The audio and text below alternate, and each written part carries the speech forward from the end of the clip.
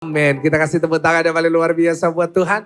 Bapak Ibu Saudara, saya bersyukur saudara sudah setia mengikuti Selah. Saya percaya malam hari ini Tuhan pasti memberkati saudara semuanya. Sama-sama tulis di live chat, Tuhan Yesus dahsyat. Haleluya Bapak Ibu Saudara, saya yakin Tuhan Yesus selalu dahsyat dalam kehidupan saudara.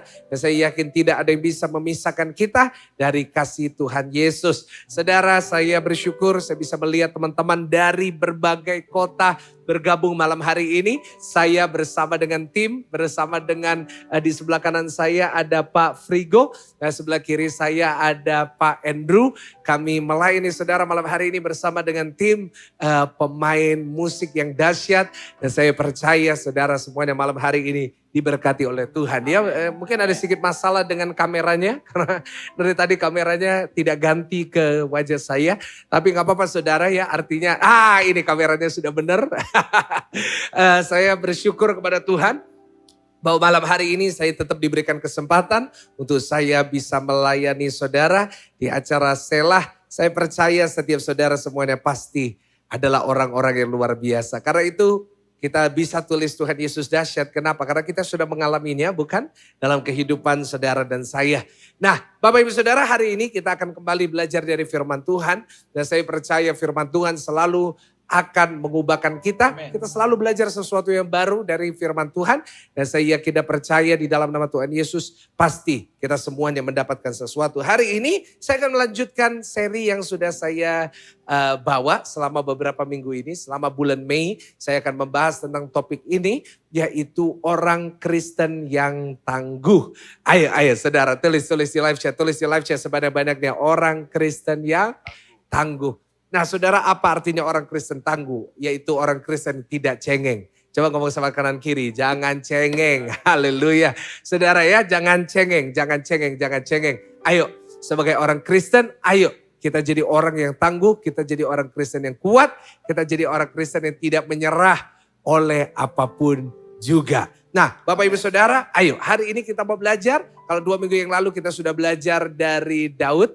Dan minggu lalu kita sudah belajar dari Yusuf. Hari ini kita mau belajar, kita agak sedikit maju dikit. Kita akan belajar dari seseorang dari perjanjian baru. Yaitu yang bernama Paulus. Ayo kita buka ayat pertama, kita buka Filipi 4 ayatnya yang ke-13. Mungkin boleh dibacakan oleh Pak Frigo. Ayo Filipi 4 ayatnya ke-13. Ayat favorit kita, ayat andalan kita, ayat yang selalu kita pakai saat kita menghadapi persoalan. Ditulis oleh siapa lagi kalau bukan Rasul Paulus. Ayo Pak Frigo. Filipi 4 ayat 13 firman Tuhan. Segala perkara dapat kutanggung di dalam Dia yang memberi kekuatan kepadaku. Nah, yang percaya sama-sama katakan. Amin. Di sini kita belajar bahwa Paulus mengatakan bahwa segala perkara dapat kutanggung di dalam Dia yang memberikan apa saudara? Kekuatan. Bapak Ibu Saudara yang saya kasihi, saya berdoa setiap saudara juga bisa mengatakan ayat ini bagi setiap diri saudara sendiri juga. Saya yakin dan percaya bahwa di dalam Tuhan Yesus tidak ada perkara yang gak bisa kita tanggung. Ya saudara boleh ngalamin utang sebesar apapun, saudara ngalamin rumah tangga yang sehancur apapun, saudara ngalamin sakit sekeras apapun. Saya yakin dan percaya semua bisa kita tanggung di dalam Tuhan yang memberikan kita kekuatan. Nah Bapak Ibu Saudara yang saya kasihi, saya mau ingatkan kepada saudara bahwa orang Kristen gak boleh jadi cengeng seperti tadi yang saya katakan. Kadang-kadang orang Kristen ya gampang untuk bilang depresi. Ya, hari ini saya melihat banyak dari orang-orang yang saya layani, mereka dikit-dikit berkata depresi. Saya bukan meremehkan orang yang depresi, saya tahu dan saya mengerti bahwa itu sebuah penyakit sama seperti penyakit yang lain. Nah tetapi kadang-kadang kita salah diagnosa. Ya kan? Maksudnya apa? Ada dari kita bukan depresi, tapi kita sebut itu depresi. Saudara, kalau saudara benar-benar depresi, maka saya akan bantu saudara. Ya kan, saudara bisa datang ke dokter, saudara boleh minum obat untuk menyelesaikan. Tapi jujur banyak orang Kristen sebenarnya tidak depresi, sakit penyakit itu. Tetapi jujur banyak orang yang cengeng gitu kan. Banyak orang yang ya karena masalah persoalan dia gak tahan. Dan intinya adalah gak tangguh menghadapi hidup. Saya teringat saudara di zaman gereja mula-mula, kok bisa ya orang Kristen itu tangguh itu ya Pak ya. Wah orang Kristen pada zaman itu benar-benar tangguh loh. Mereka di masa-masa itu mereka ada dibakar hidup-hidup, mereka ada yang masak hidup-hidup, mereka pun tetap tangguh. Mereka pun gak ada yang depresi gitu saudara ya kan. Bahkan kita lihat sampai hari ini, bahkan kita nanti mau lihat kita akan pelayanan misi ke desa-desa. Bahkan saya yakin di sana gak ada rasanya ya orang-orang yang depresi meskipun ngalamin masalah yang sulit. Kenapa? Karena diajar untuk tangguh gitu. Diajar untuk jadi orang Kristen gak boleh cengeng, jadi orang Kristen gak boleh dikit-dikit nyerah. Tapi jadi orang Kristen yang kuat. Dan itu yang saya mau bangun di GCS Online. Itu yang saya mau bangun di Selah. Ayo Pak, Bu, brother and sister. Kita jadi orang-orang Kristen yang tangguh dong. Kita jadi orang-orang Kristen yang kuat dong. Kita jadi orang-orang Kristen yang maju dong. Kita jadi orang-orang Kristen yang seperti Paulus. Tampilin lagi ayatnya. Baca sama-sama dengan keras. Segala perkara apa saudara? Dapat kutanggung di dalam dia yang memberi kekuatan kepada. Mungkin saudara berkata, Pastor gak tahu. Paulus kan hamba Tuhan, Pastor Michael kan hamba Tuhan. Gampang ngomongnya Bapak Ibu Saudara. Ada lagunya, pendeta juga manusia. Saudara, Paulus pun juga manusia, saya pun juga manusia. Dan Paulus bukan seseorang yang tidak mengalami persoalan. Paulus bukan seseorang yang tidak menghadapi tantangan. Kalau saudara membaca kisah kehidupan Paulus, hidup Paulus tidak seenak yang kita bayangkan. Dalam kehidupan Paulus dia mengalami yang namanya penurunan. Apa saudara? Apa? Tulis di live chat, penurunan. Maksudnya penurunan apa? Penurunan artinya dia dulu kaya. Pada akhir hidupnya dia jadi miskin. Paulus mengalami apa? Dia awal-awalnya berjaya, dia orang terkenal, dia orang hebat. Tapi pada akhirnya semua orang mencaci maki dia. Maksud saya penurunan apa? Dia dulu orang kaya, orang yang dahsyat, hebat, punya kedudukan di sinagog. Pada akhir hidupnya dia harus jadi pembuat tenda. Untuk dia bisa makan. Bapak Ibu Saudara yang saya kasih. Apa yang dialami Paulus tidak gampang. Begitu juga dengan kehidupan saudara, saya tahu. Ada dari saudara yang mengalami situasi tidak gampang dalam hidup saudara. Mungkin saudara berkata kepada saya, Pastor Michael, saya capek. Saya yakin Paulus juga pernah capek.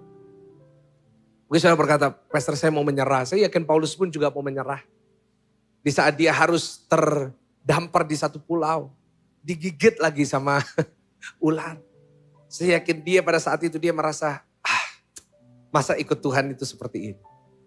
Tetapi kita belajar dari Filipi, salah satu surat terakhir yang ditulis oleh Paulus. Apa segala perkara dapat. Di sini kita melihat satu kepribadian yang sungguh tangguh. Satu kepribadian yang kuat, tidak cengeng. Dalam penjara pun dia bisa berkata, ini pun aku bisa tangguh.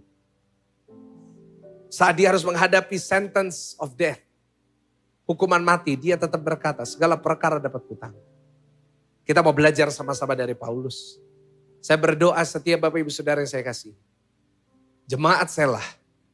Saudara menjadi orang-orang seperti Paulus yang tangguh. Yang pertama kita buka lagi Filipi 4 ayat 13. Sekarang saya minta Pak Andrew untuk boleh baca dengan keras. Filipi 4 ayat yang ke-13.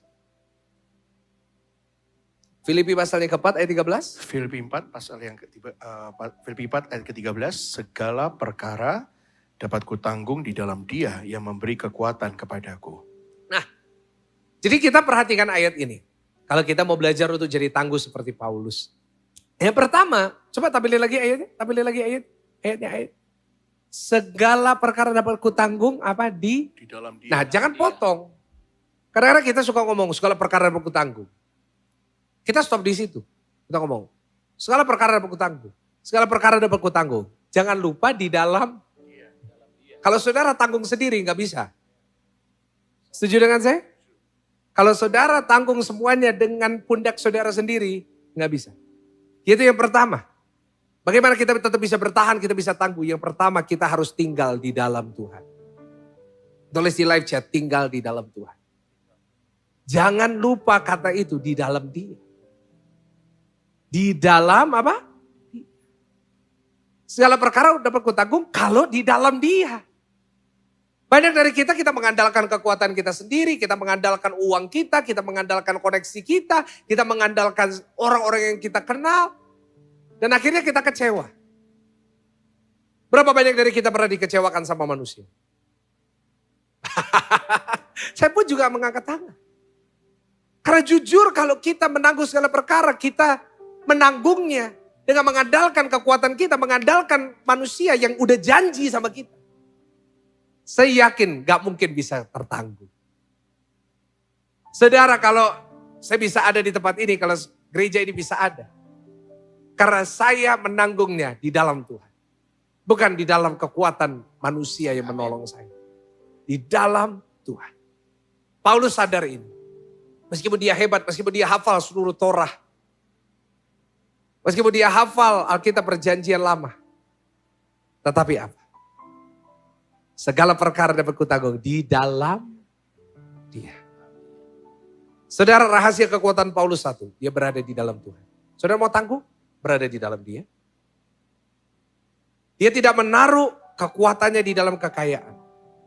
Dia tidak menaruh kekuatannya di dalam kepintaran. Dia tidak menaruh kepintarannya di dalam pengalaman dan jam terbangnya. Tetapi dia menaruh kekuatannya di dalam Dia, di dalam Tuhan.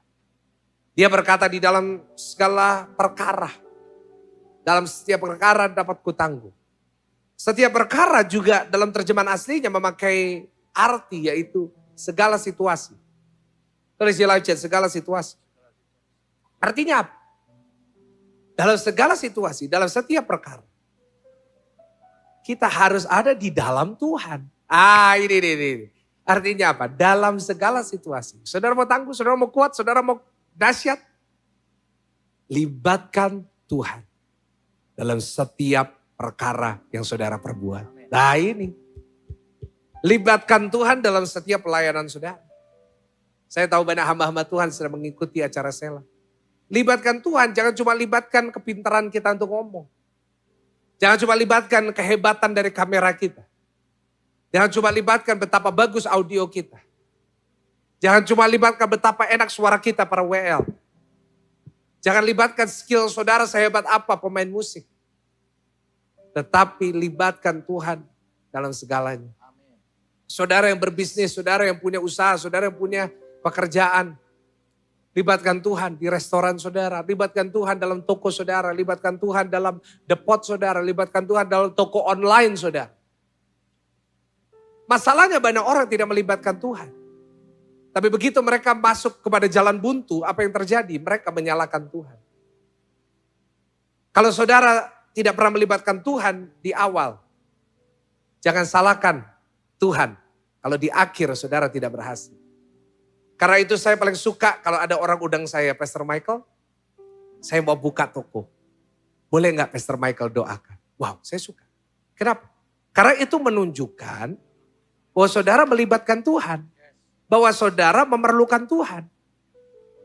Tapi kalau hari ini saudara, pasti bisa, pasti hebat, pasti kuat, pasti berhasil. Saya mau kasih tahu sama saudara. Kebanyakan kali kita tidak akan melihat keberhasilan itu. Paulus menunjukkan kepada kita. Situasi apapun, perkara apapun. Mungkin ada masalah di dalam keuangan saudara. Mungkin saudara ada masalah dalam hukum. Mungkin saudara ada masalah dalam kesehatan. Tapi harus libatkan Tuhan. Dalam setiap laporan dokter yang masuk, libatkan Tuhan di situ. Tanya kepada Tuhan, apa yang harus saya lakukan? Dan bagaimana kita bisa melibatkan Tuhan? Yang pertama, kita harus memprioritaskan Tuhan. Tulis di live chat, prioritaskan Tuhan. Tuhan harus jadi yang prioritas dalam kehidupan saudara. Tuhan harus jadi nomor satu dalam hidup Bapak Ibu Saudara yang saya kasih. Karena itu saya bangga kepada saudara yang setia mengikuti Selah. Setiap minggu saudara tunggu saudara mengikuti ibadah Selah. Kenapa? Karena di sini saudara menunjukkan saudara memprioritaskan Tuhan. Saudara memprioritaskan Dia di atas semua WA yang saudara bisa baca, yang saudara bisa balas nanti. Saudara memprioritaskan Tuhan daripada drama Korea.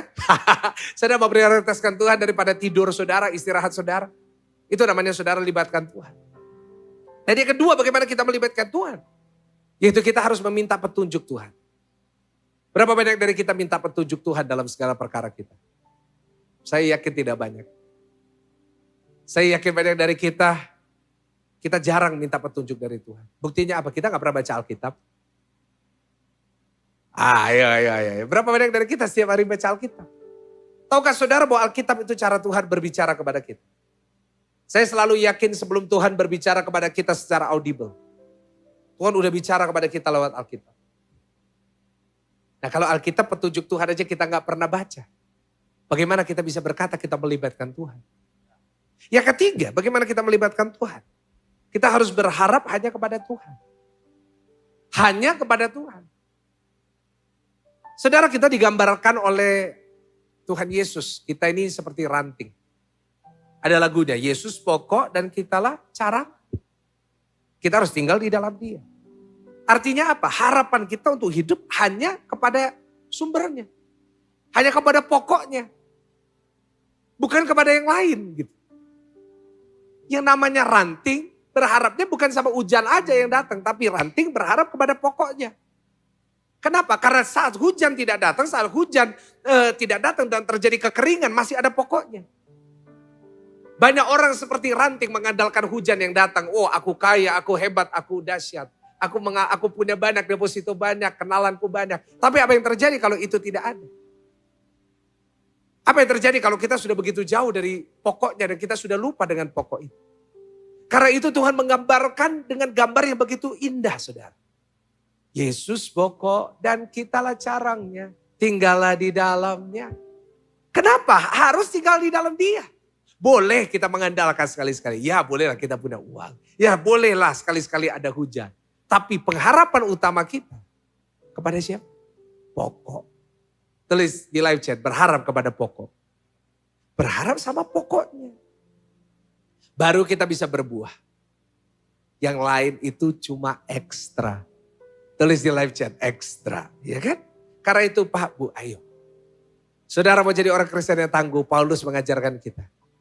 Segala perkara dapat kutanggung di dalam Dia. Di dalam Dia. Di dalam Dia. Dan saudara, kalau hari ini saudara melekat sama pokok anggurnya. Libatkan Dia. Berharap kepada Dia. Maka yang pertama, ada kehidupan.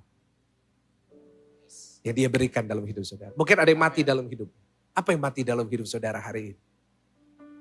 Ekonomimu kah? Rumah tanggamu kah? Kasihmu kah? Semangatmu kah? Kalau saudara melekat sama pokok anggur, seperti pokok kita ranting, maka di situ ada kehidupan. Ada nutrien-nutrien, ada semangat, ada damai, ada kekuatan yang baru yang Tuhan limpahkan bagi saudara. Dan yang kedua, kalau saudara melibatkan Tuhan, kalau saudara benar-benar ada di dalam Dia, maka apa yang terjadi? Maka Tuhan yang menopang kita. Apa tujuannya pokok? Untuk menopang ranting-ranting. Kalau gak ada pokok saudara, maka gak jelas nasib dari ranting. Kalau pokoknya gak kuat, rantingnya runtuh. Kalau pokoknya gak kuat, rantingnya bisa bengkok. Karena itu firman Tuhan berkata, kalau dia jatuh, tidak akan apa? Tergeletak. Kenapa? Ada pokoknya. Nah kalau kita gak berada sama pokok jauh gitu. Siapa yang menopang kita saat kita jatuh? Sehebat apa kita untuk kita bisa berkata saya gak akan pernah jatuh seumur hidup.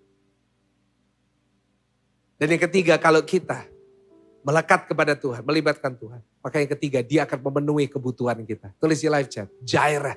Tuhan yang menyediakan kebutuhan. Apa kebutuhan kita? Bukan hanya uang. Tapi dalam kehidupan kita perlu banyak. Kita perlu nafas.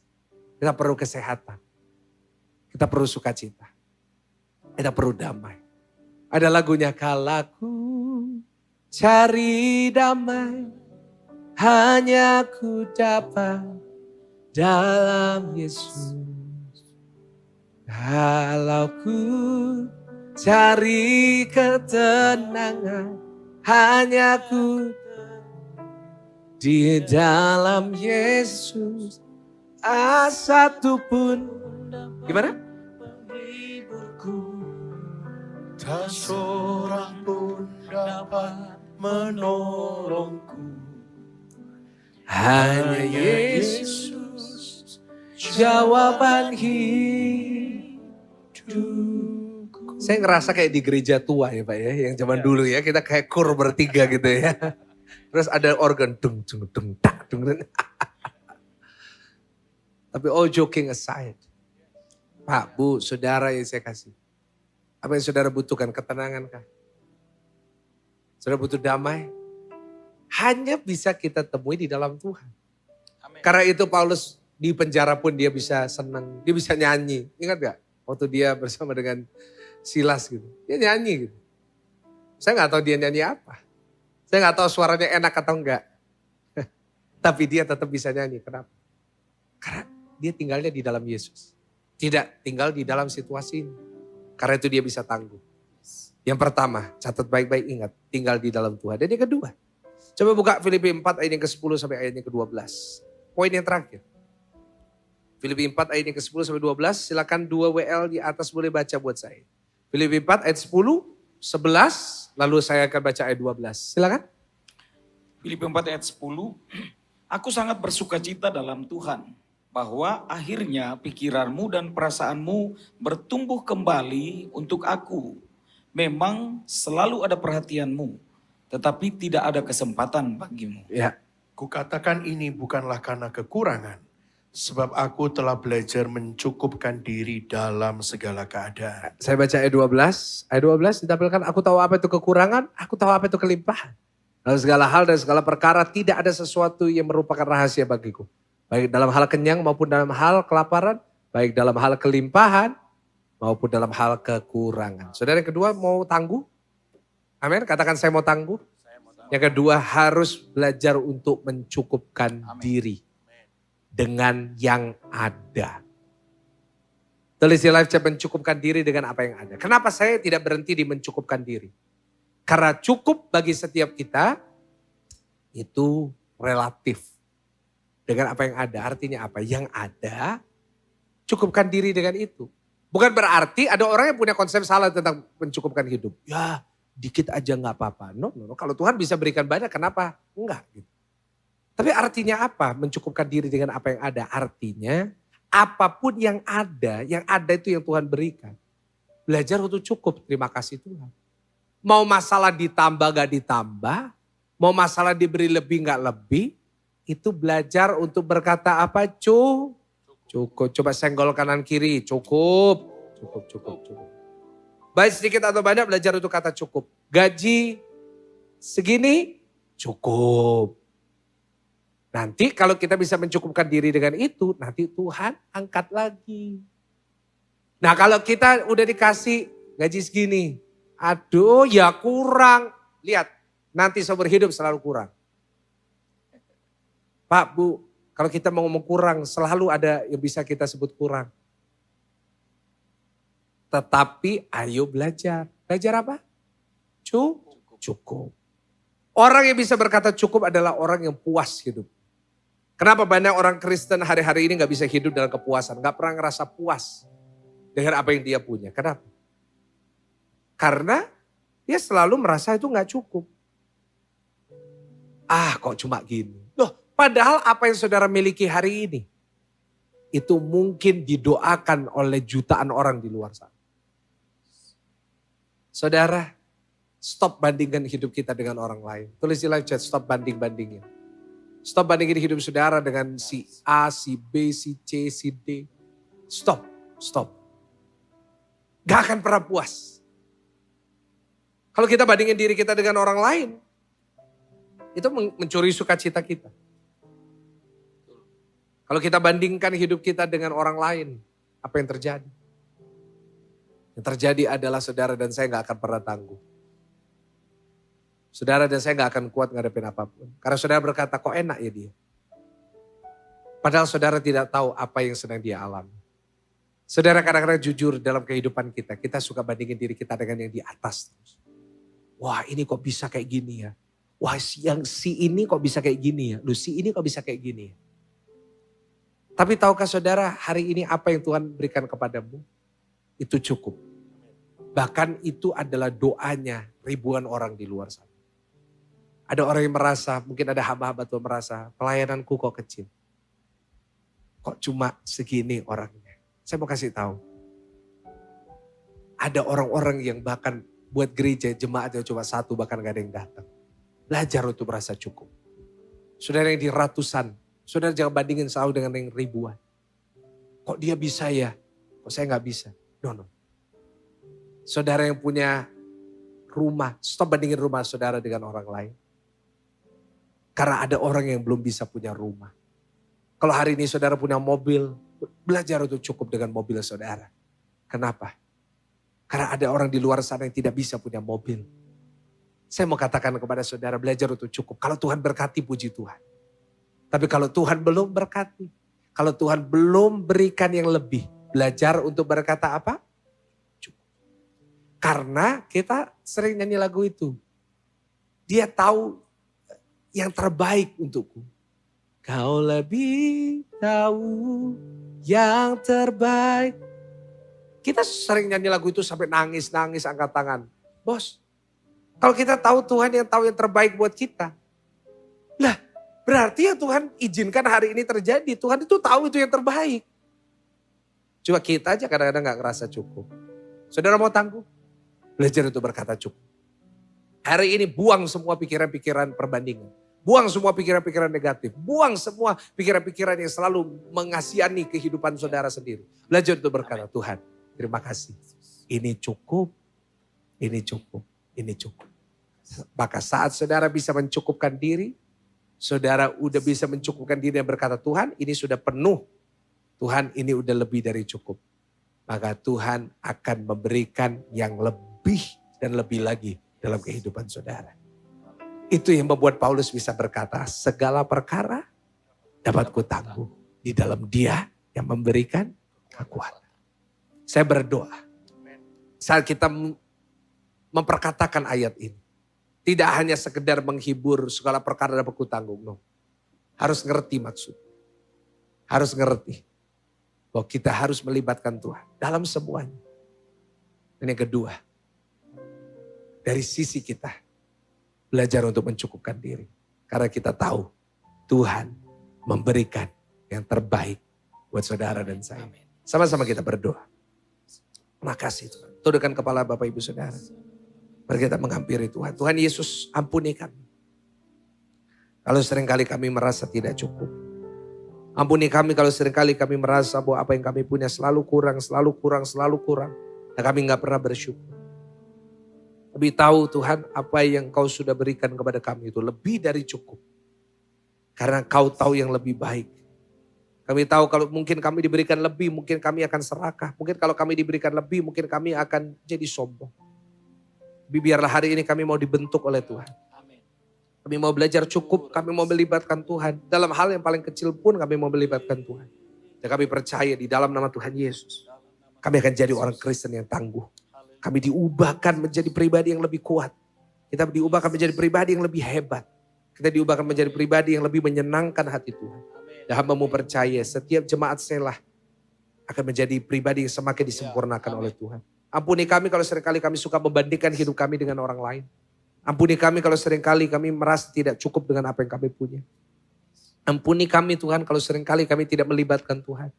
Ampuni kami kalau kami lebih melibatkan manusia. Ampuni kami kalau kami lebih melibatkan uang. Ampuni kami kalau kami lebih melibatkan orang-orang yang kami bisa percayai daripada Tuhan. Biar hari ini merupakan hari pertobatan bagi kami. Kami mau melibatkan Tuhan dalam hal terkecil sampai terbesar dalam hidup kami. Sebab kami tahu saat kami menyerahkan hidup kami ke dalam tangan-Mu, pasti ada kekuatan baru. Terima kasih Tuhan. Kami percaya setiap kami sudah diberkati. Hamba-Mu berdoa biar berkat dari Allah Bapa, Allah Putra, Allah Roh Kudus memberkati setiap jemaat Tuhan. Dimanapun mereka berada. Yang sakit disembuhkan, yang punya masalah Tuhan buka jalannya. Sedang susah Tuhan berikan penghiburan. Di dalam nama Tuhan Yesus. Sudah diberkati sama-sama kita katakan. Amin. Kasih tepuk tangan yang paling luar biasa buat